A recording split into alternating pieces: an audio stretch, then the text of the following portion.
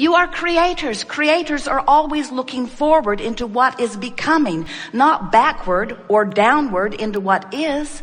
When you are driving your vehicle, hopefully you're looking where you're going, not where you've been, and not where you are. You don't have those mirrors. They would make you sick if you had them. They'll look right down at the road, right where you are. Think about that. You wouldn't want to go very fast into those conditions, would you? You're just looking right down at where you are. You want to look forward to where you're going. And we want you to understand that as you become forward looking, and by forward looking we mean as you become one who looks in the direction not only of that which you want, but hear this, looks in the direction of that which the larger part of you has already become. Did you hear that? Can you hear the importance of your step one part of this process? Contrast causes you to ask and source the inner being that is you, the God within you, the all that isness, collects the data of the best of life. Now we want to ask you a question. When you know what you don't want, when you see someone rude, when you see a mass murder, when you see some abhorrent experience, when you see something that you really, really, really know that you don't want, when you see people suffering, when you see people encouraging suffering, when you see those things you don't want to see, whether it's humans or animals or earth, when you see something you don't want to see, do you understand that in that moment you offer an equal and a commensurate and exactly equal, proportionate request that is exactly on the other side of what you don't want? In other words, when you're really sick, you really ask for wellness. If you're sort of sick, you sort of ask for wellness. If you're sort of confused, you sort of ask for clarity. If you're really confused, you really ask for clarity. In other words, your request is always proportionate to what you are allowing yourself to live. And for that reason, in this time of greatest diversity, which is a good thing, not a bad thing, as you are mixing it up with one another, you are asking massively. And as you don't allow yourself as individuals to go in the direction of what you're asking for, it just causes you to ask harder and stronger and more often.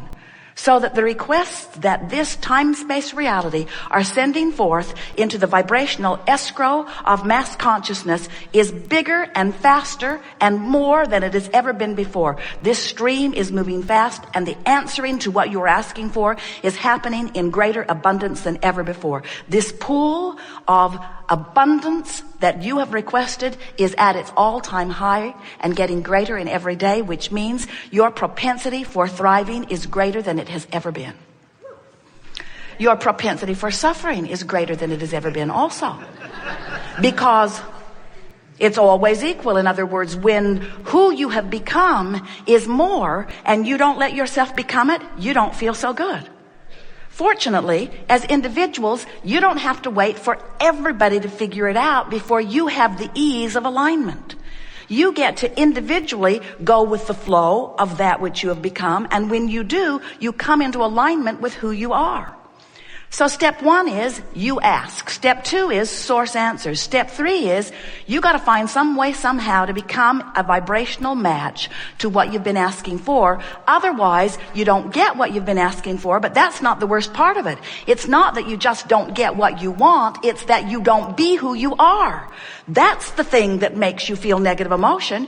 You don't feel negative emotion because you're depriving yourself, and you are depriving yourself because nobody else could ever deprive you of anything.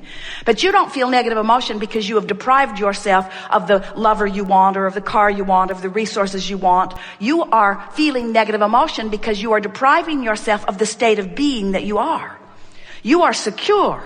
And when you feel insecure, there's some depriving going on. And it's not us, it's you doing it. When you are angry, you are depriving yourself because who you really are is one who loves. When you do not have enough of something wanted, it is you who is depriving yourself. But what you are wanting is alignment more than the stuff you think you want. Now, we want you to want all that stuff. We want you because you're out here in the leading edge. Someone said yesterday, well, not so sure that this stuff I want is really as spiritual as I want to be.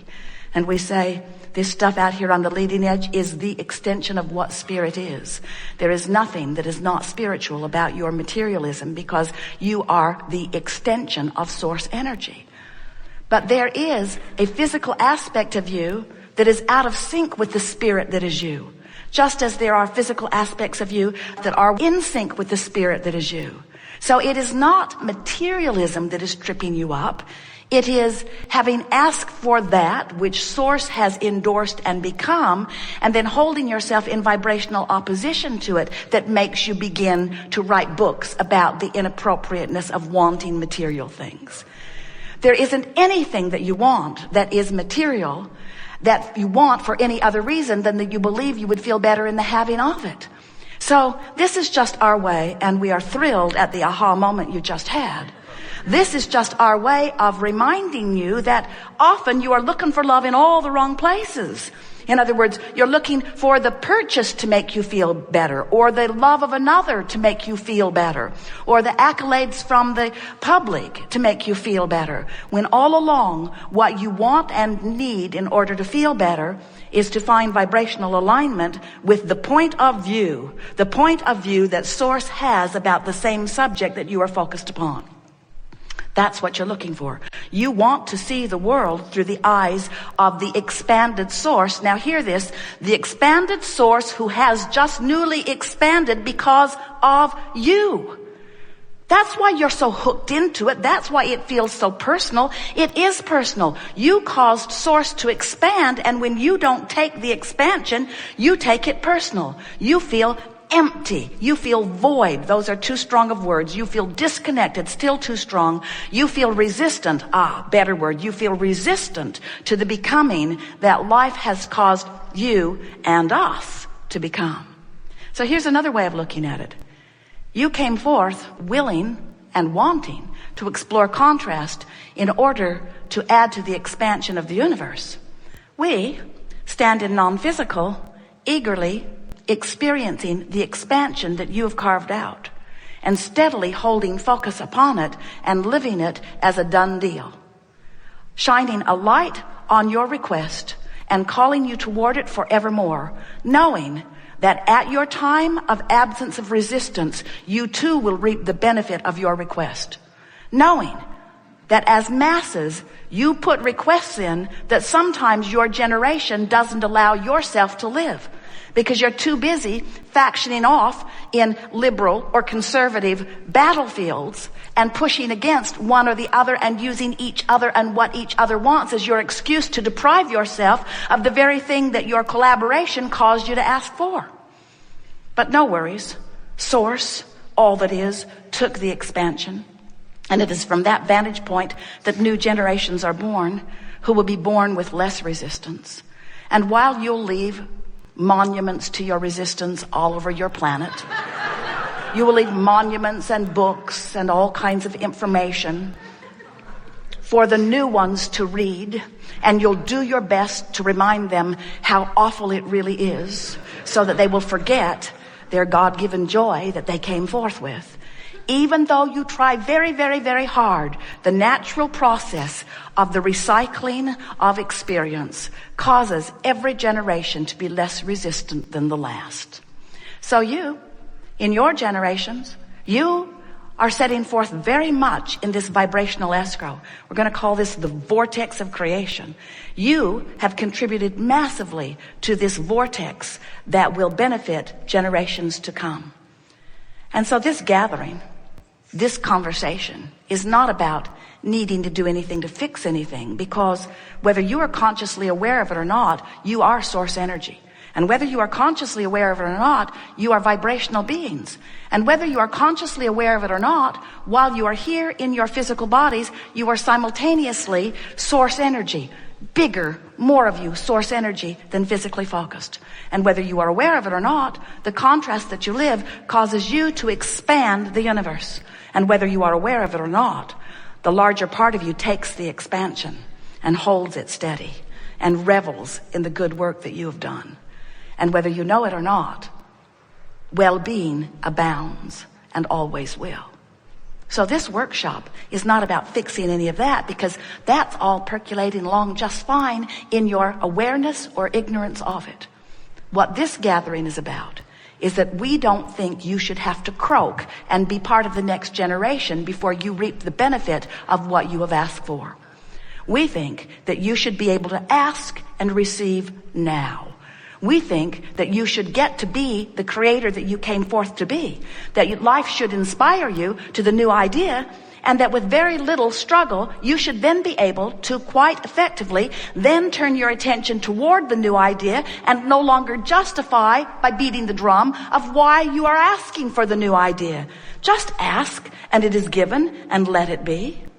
And we are confident that as you ask and launch a rocket of desire that you are in the beginning not a vibrational match to, that with a little bit of effort, far less than it takes you to learn a computer program, with a little bit of effort, you can turn your attention toward this new desire that you have carved out of your life experience. And as you do that, as you turn your attention toward it and familiarize yourself with the feeling of the success of that request, and let that vibration of this satisfied request be your dominant chronic offering, that it then in very short order must manifest. Because when you remove the resistance from this vibrational equation, when you remove the contradictory vibration to the desires that you have fostered, those desires have to manifest in full form for you and all to see. But then we know that even though you have manifested your desire, you now, oh, and it is such a good thing, stand in a whole new place, a whole new platform with a whole new set of contrasting experiences, which are going to cause you again to know more specifically, more clearly what you don't want, which is going to cause you to ask for what you do want. And we know that you have the ability, now you've asked with clarity, to turn and give your undivided attention to what you are now asking for, no longer beating the drum of your validation or justification or excuse for asking. You see, you don't need any validation. When you ask, it is given.